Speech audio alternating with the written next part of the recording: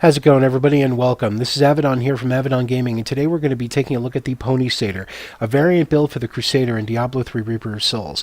So let's go ahead and jump right into the skills. First of all, we're going to be using Steed Charge with Endurance. Endurance is going to increase the uptime on our Warhorse by 3 additional seconds, allowing us to get out of some bad situations. Shield Glare with Divine Verdict, blinding enemies in front of us, as well as making them take 20% additional damage from all sources. Phalanx is our principal damage dealing spell, and we're going to be using Stampede, knocking back and stunning enemies.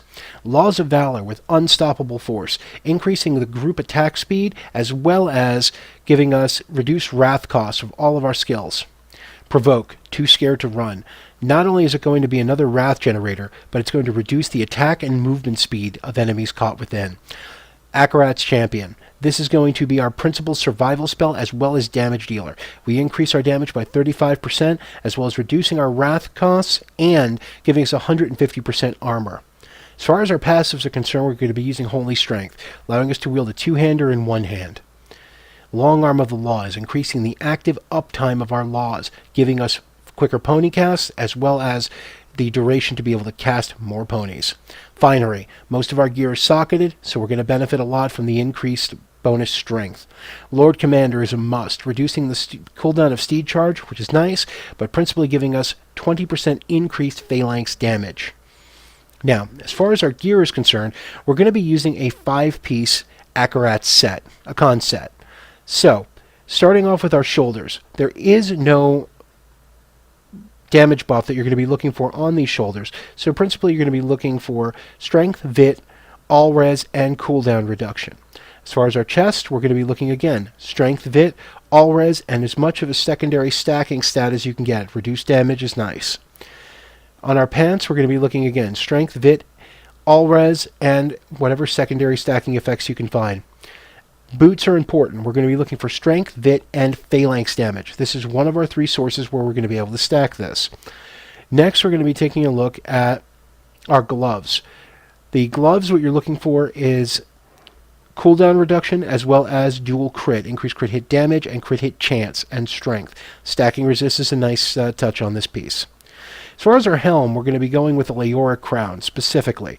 This is going to give us, again, increased phalanx damage, critical hit chance, strength, the ability to stack another resist, but it's going to increase the effectiveness of our socketed gem by up to 100%. This piece here is an 82%, but with the other stats on it, more than makes up for it.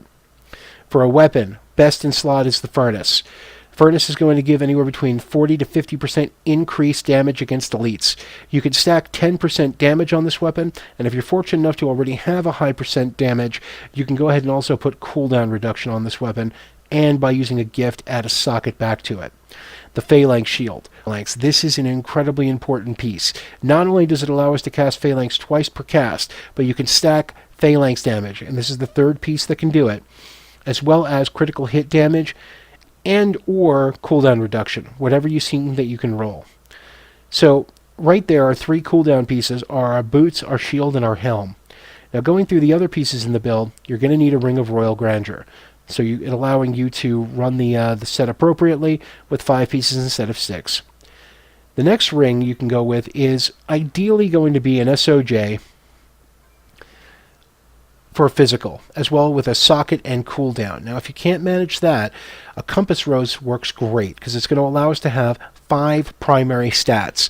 Strength, crit hit damage, crit hit chance, cooldown reduction, and a socket. If you can get another stacking resist, that's amazing. Your belt. The belt is going to be one of 2 things. It's either going to be a Vigilante belt for cooldown reduction. If you're finding that your cooldown reduction is able to be held, then you're going to go with a Witching Hour. Witching Hour is going to increase your attack speed for faster ponies and give you a little bit more oomph to your critical hit damage. Last is your Amulet. For this particular set, we're going with a Traveler's Pledge to match our Compass Rose for the synergy, as well as physical skills, critical hit damage, critical hit chance, and a socket. We'll go over socketed gems in just a little bit. Strength is not as important as the physical skills in this build. Your strong arm bracers. With physical damage increase and crit, they're also going to increase damage to stunned enemies, which synergizes with our Stampede. Going over our gems, we're going to be using Bane of the Trapped. Bane of the Trapped increases damage against enemies under control and parrying effects, directly synergizing from the Stampede and our Strong Arm Bracers. Next, we're going to be going with Bane of the Powerful. This is going to increase 20% increased damage for a duration based on the level of the gem, as well as after rank 25, giving us increased damage against elites by 15% flat. This is a must.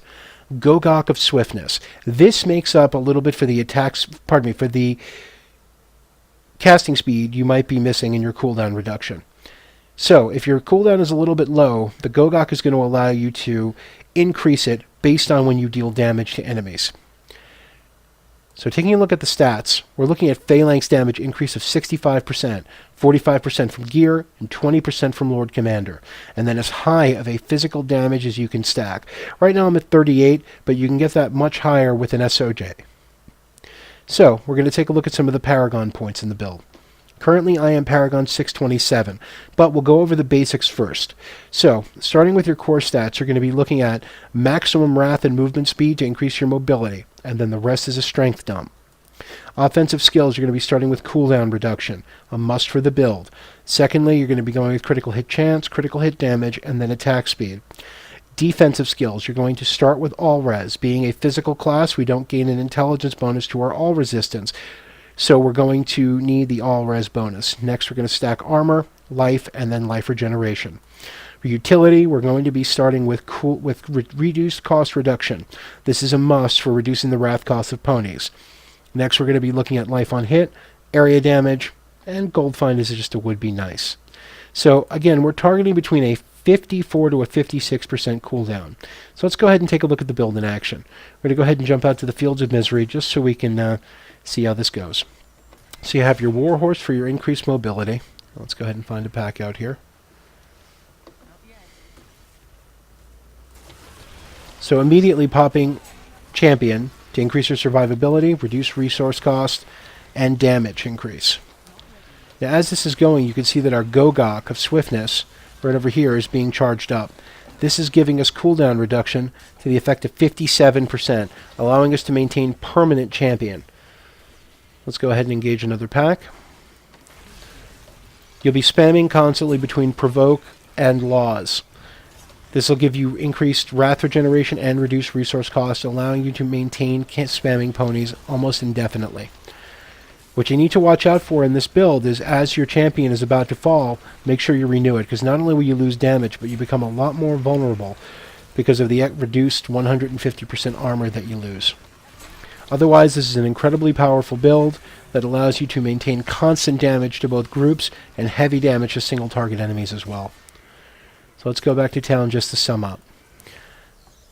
So once again, we'll be stacking pony damage on our boots, shield, and helm. Reduced cooldown on every applicable piece without sacrificing too much damage to make that happen. We're targeting a 54 to 56% cooldown, and that'll be achieved both through gear and through the effects of upgrading your Gogok of Swiftness. I hope you guys found this build educational, and I hope it works for you. Please go ahead and check us out at www.twitch.tv/Avaden_gaming. The link will be in the description below for future casts, live streams, and tutorial guides. Thanks a lot for joining us, and we'll see you on stream.